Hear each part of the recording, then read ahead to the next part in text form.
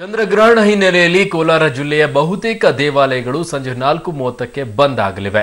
ತಿರುಪತಿ ತಿರುಮಲ ದೇವಾಲಯದ ಆಗಮಿಕರ ನಿರ್ದೇಶನದಂತೆ ಗ್ರಹಣ ಸಂದರ್ಭದಲ್ಲಿ ದೇವಾಲಯಗಳನ್ನು ಬಂದ್ ಮಾಡಲಾಗಿದೆ. ಕೋಲಾರದಿಂದ ನಮ್ಮ ಪ್ರತಿನಿಧಿ ರವಿ ನೀಡಿರುವಂತಹ ವಿವರಣೆ ಇಲ್ಲಿದೆ ನೋಡಿ.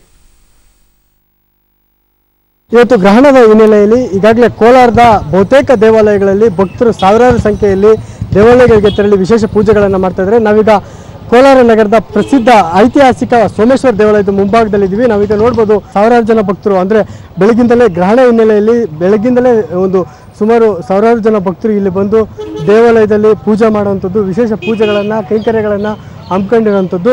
ಏನು ಇವತ್ತು ಗ್ರಹಣದ ಹಿನ್ನೆಲೆಯಲ್ಲಿ ಕೆಲವೊಂದು ರಾಶಿಯವರಿಗೆ ಅಶುಭ ಇರೋದ್ರ ಹಿನ್ನೆಲೆಯಾಗಿ ಈಗಾಗಲೇ ಬೆಳಗ್ಗಿಂದಲೇ ಕೂಡ ಸಾಕಷ್ಟು ಜನರು ಈ ಒಂದು ದೇವಾಲಯಗಳಿಗೆ ಭೇಟಿ ಕೊಡುವಂಥದ್ದು. ಬಹುತೇಕ ದೇವಾಲಯಗಳಲ್ಲಿ ಇವತ್ತು ಜನರು ಬೆಳಗ್ಗಿಂದಲೇ ಪೂಜೆ ಪುನಸ್ಕಾರಗಳನ್ನು ಮಾಡುವಂಥದ್ದು, ವಿಶೇಷ ಪೂಜೆಗಳನ್ನು ಕೈಗೊಂಡಿರುವಂಥದ್ದು. ಸೋಮೇಶ್ವರ ದೇವಾಲಯದಲ್ಲಿ ಬೆಳಗ್ಗಿಂದಲೇ ಏನು ಭಕ್ತರು ಒಂದು ದೇವಾಲಯದಲ್ಲಿ ಪೂಜೆ ಸಲ್ಲಿಸುವಂಥದ್ದು, ಜೊತೆಗೆ ಏನು ಈ ಒಂದು ಗ್ರಹಣದ ಗ್ರಹಚಾರ ಮತ್ತು ಗ್ರಹಸ್ಥಿತಿಯನ್ನು ನಮಗೆ ಒಳ್ಳೇದು ಮಾಡಪ್ಪ ಅನ್ನೋ ಒಂದು ಬೇಡಿಕೊಳ್ಳುವಂಥದ್ದು, ಜೊತೆಗೆ ಏನು ಈ ಒಂದು ಗ್ರಹಣದ ಕಾಲದಲ್ಲಿ ಎಲ್ಲನೂ ಒಳ್ಳೆಯದೇ ಆಗಲಿ ಅನ್ನೋ ಒಂದು ನಿಟ್ಟಿನಲ್ಲಿ ಈಗಾಗಲೇ ಭಕ್ತರು ಒಂದು ಬೆಳಗಿಂದಲೇ ವಿಶೇಷ ಪೂಜೆಗಳನ್ನು ಮಾಡ್ತಾ ಇದ್ದಾರೆ. ಬಹುತೇಕ ಮುಜರಾಯಿ ಇಲಾಖೆಗಳಿಗೆ ಮಧ್ಯಾಹ್ನ ತನಕ ಆಗಿ ವಿಶೇಷ ಪೂಜೆಗಳನ್ನ ಮಾಡೋದಕ್ಕೆ, ಅದಾದ ನಂತರ ಏನು ಬಾಗಿಲು ಹಾಕಿ ಅದಾದ ನಂತರ ಏನು ಗ್ರಹಣದ ಸಂದರ್ಭದಲ್ಲಿ ಬಾಗಿಲು ಮುಚ್ಚಿ ಈ ಒಂದು ಗ್ರಹಣದ ಸಂದರ್ಭದಲ್ಲಿ ಬಾಗಿಲು ಮುಚ್ಚೋದಕ್ಕೆ ಕೂಡ ಈಗಾಗಲೇ ಸೂಚನೆಗಳು ಬಂದಿದೆ. ಅದರಂತೆ ಏನು ತಿರುಪತಿಯಲ್ಲಿ 4 ಗಂಟೆ ತನಕ ಒಂದು ವಿಶೇಷ ಪೂಜೆಗಳನ್ನ ಹಮ್ಮಿಕೊಂಡಿರ್ತದೆ. ಅದಾದ ನಂತರ ತಿರುಪತಿಯ ಮಾದರಿಯಲ್ಲೇ ಅಂದರೆ ತಿರುಪತಿಯನ್ನೇ ಅನುಸರಿಸುತ್ತಾ ಇರುವಂಥ ಬಹುತೇಕ ದೇವಾಲಯಗಳು ಇವತ್ತು 4 ಗಂಟೆಗೆ ಒಂದು ಕ್ಲೋಸ್ ಮಾಡ್ತವೆ. ಕ್ಲೋಸ್ ಆದ ನಂತರ ಆ ಒಂದು ದೇವಾಲಯಗಳು ನಾಳೆ ಬೆಳಿಗ್ಗೆ 6 ಗಂಟೆ ಸುಮಾರಿಗೆ ಒಂದು ದೇವಾಲಯಗಳು ತೆರೆದುಕೊಳ್ತವೆ. ಆ ನಿಟ್ಟಿನಲ್ಲಿ ಈಗಾಗಲೇ ಬೆಳಗ್ಗಿಂದಲೇ ಒಂದು ಸೋಮೇಶ್ವರ ದೇವಾಲಯ ಸೇರಿದಂತೆ ಎಲ್ಲ ದೇವಾಲಯಗಳಲ್ಲಿ ಕೂಡ ವಿಶೇಷ ಪೂಜೆಗಳನ್ನ ಹಮ್ಮಿಕೊಳ್ಳಲಾಗ್ತಾ ಇದೆ ಅಂತಲೇ ಹೇಳ್ಬೋದಾಗಿದೆ. ಕ್ಯಾಮರಾಮನ್ ಮದನ್ ಜೊತೆ ರವಿ, ಪಬ್ಲಿಕ್ ಟಿವಿ, ಕೋಲಾರ. ಇದು ಕೋಲಾರ ಆದರೆ ಚಂದ್ರಗ್ರಹಣಕ್ಕೆ ದಕ್ಷಿಣ ಕನ್ನಡ ಜಿಲ್ಲೆಯ ವಿವಿಧ ಪುಣ್ಯಕ್ಷೇತ್ರಗಳಲ್ಲಿ ಭಕ್ತರಿಗೆ ವಿಶೇಷ ವ್ಯವಸ್ಥೆಯನ್ನ ಕಲ್ಪಿಸಲಾಗಿದೆ.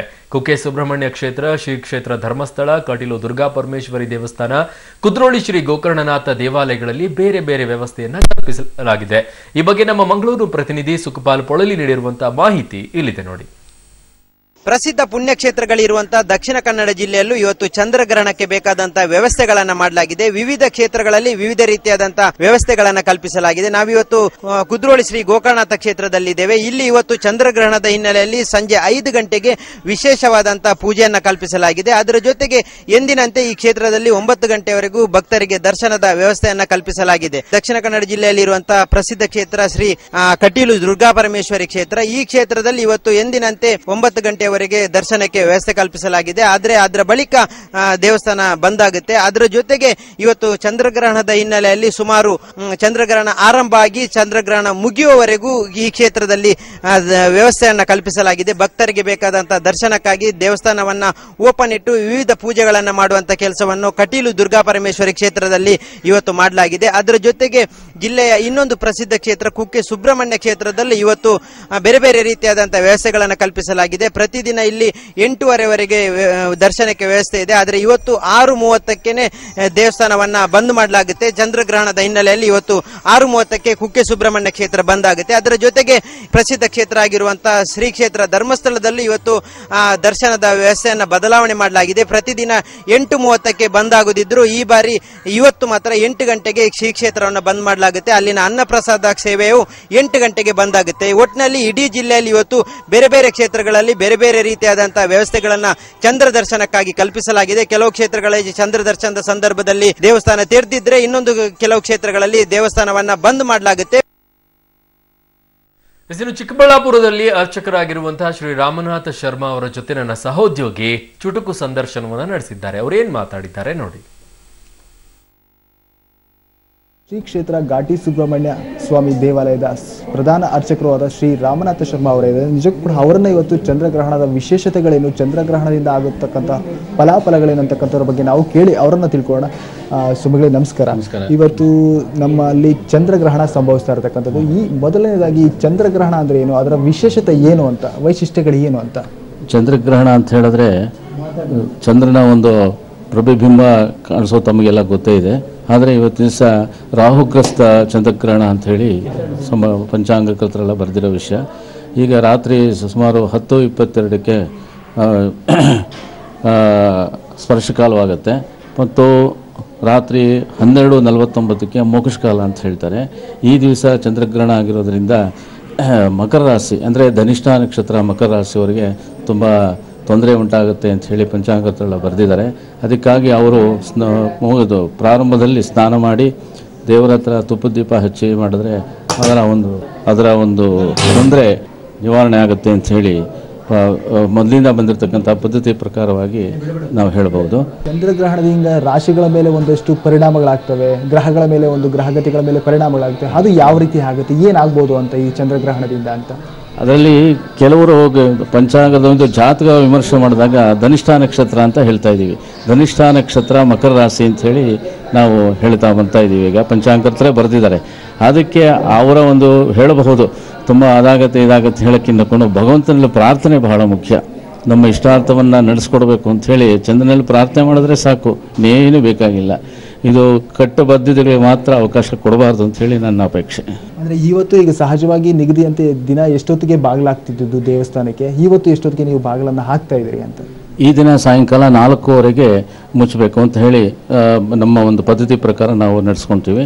ತಿರ್ಗಿ ಬೆಳಗಿನ ಜಾವ 3:15ಗೆ ಮೋಕ್ಷಕಾಲವಾದ್ದರಿಂದ 4:15ರಿಂದ ಸ್ವಾಮಿಗೆ ಪುಣ್ಯಾಹ ಇತ್ಯಾದಿ ಕಾರ್ಯಗಳನ್ನು ಮಾಡಿ ಭಕ್ತರಿಗೆ 5 ಗಂಟೆ ಮೇಲೆ ದರ್ಶನಕ್ಕೆ ಅವಕಾಶ ಇರುತ್ತೆ. ಚಂದ್ರಗ್ರಹಣದ ವೇಳೆ ಜನಸಾಮಾನ್ಯರು ಒಂದಷ್ಟು ಕಟ್ಟುಪಾಡುಗಳನ್ನು ಅನುಸರಿಸಿ ದೇವರ ಕೃಪೆಗೆ ಪಾತ್ರರಾಗಬೇಕು ಅಂತಕ್ಕಂಥ ಮನವಿಯನ್ನು ಅವರು ಮಾಡಿರ್ತಕ್ಕಂಥದ್ದು.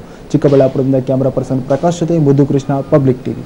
ಖಂಡಗ್ರಾಸ ಚಂದ್ರಗ್ರಹಣ ನಿಮಿತ್ತ ತುಮಕೂರು ಜಿಲ್ಲೆಯಲ್ಲೂ ಕೂಡ ಬಹುತೇಕ ಎಲ್ಲಾ ದೇವಸ್ಥಾನಗಳು ಮಧ್ಯಾಹ್ನದಿಂದಲೇ ಬಂದ್ ಆಗಿವೆ. ಈ ಕುರಿತು ನಮ್ಮ ತುಮಕೂರು ಪ್ರತಿನಿಧಿ ಮಂಜುನಾಥ್ ತಾಳಮಕ್ಕಿ ನಡೆಸಿದಂತಹ ವಾಕ್ಥ್ರೂ ಇಲ್ಲಿದೆ ನೋಡಿ. ಖಂಡಗ್ರಾಸ ಚಂದ್ರಗ್ರಹಣದ ಹಿನ್ನೆಲೆಯಲ್ಲಿ ತುಮಕೂರು ಜಿಲ್ಲೆಯ ಬಹುತೇಕ ಎಲ್ಲಾ ದೇವಸ್ಥಾನಗಳಲ್ಲೂ ಕೂಡ ಮಧ್ಯಾಹ್ನದಿಂದ ಪೂಜಾ ಕಾರ್ಯಗಳು ಸ್ಥಗಿತಗೊಂಡಿದೆ. ಗ್ರಹಣ ಇವತ್ತು ರಾತ್ರಿ 10:58 ಪ್ರಾರಂಭವಾದರೂ ಕೂಡ ಗ್ರಹಣ ದೋಷ ಅನ್ನುವಂಥದ್ದು ಮಧ್ಯಾಹ್ನ 12:28 ಆರಂಭವಾಗುತ್ತದೆ. ಹಾಗಾಗಿ ಯಾವುದೇ ಒಂದು ರೀತಿಯ ಪೂಜಾ ಕೈಂಕರ್ಯಗಳು ನಡೆಯಬಾರದು ಎನ್ನುವಂಥದ್ದು ಒಂದು ನಂಬಿಕೆ. ಇದರಿಂದ ಎಲ್ಲ ದೇವಸ್ಥಾನಗಳಲ್ಲಿ ಇವತ್ತಿಂದ ಮಧ್ಯಾಹ್ನದಿಂದಲೇ ಪೂಜಾ ಕೈಂಕರ್ಯಗಳು ಸ್ಥಗಿತಗೊಂಡಿರುವಂಥದ್ದು. ಹಾಗಾಗಿ ಇವತ್ತೀಗ ನಾನು ತುಮಕೂರು ಜಿಲ್ಲೆಯ ಅಂದರೆ ತುಮಕೂರು ನಗರದ ಬಹುಮುಖ್ಯವಾದಂಥ ಪ್ರಸಿದ್ಧವಾದಂಥ ದೇವಸ್ಥಾನ ವೆಂಕಟೇಶ್ವರ ಸನ್ನಿಧಿಯಲ್ಲಿದ್ದೀನಿ. ಈಗ ನೀವು ನೋಡ್ಬೋದು, ನೀವು ಇಲ್ಲಿ ಸಂಪೂರ್ಣವಾಗಿ ಗರ್ಭಗುಡಿಯ ಪ್ರವೇಶದ್ವಾರವನ್ನು ಮುಚ್ಚಿರುವಂಥದ್ದು. ಇಲ್ಲಿ ಬೆಳಗಿನಿಂದ ಎಲ್ಲ ರೀತಿಯ ಪೂಜಾ ಕೈಂಕರ್ಯಗಳು ನಡೆದಿತ್ತು. ಆದರೆ ಈಗ ಮಧ್ಯಾಹ್ನ ನಂತರ ಎಲ್ಲ ಪೂಜಾ ಕೈಂಕರ್ಯಗಳನ್ನು ಸ್ಥಗಿತಗೊಳಿಸಿರುವಂಥದ್ದು.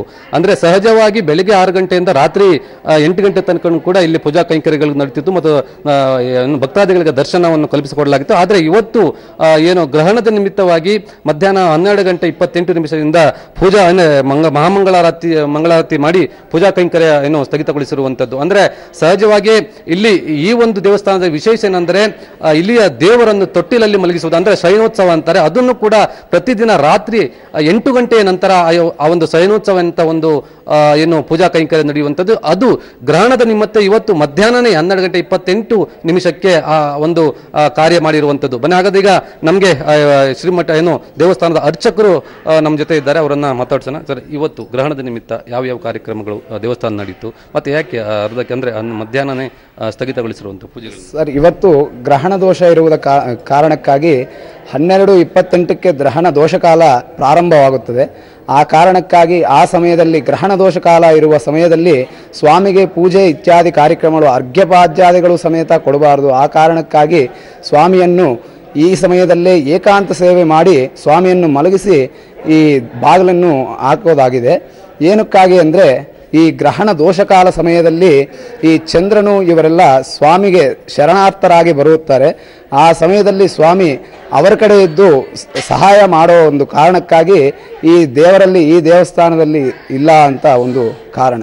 ಈಗ ನಾಳೆ ಅಂದರೆ ಎಷ್ಟೊತ್ತಿಗೆ ಇನ್ನು ದರ್ಶನ ಭಾಗ್ಯ ಸಿಗುವಂಥದ್ದು?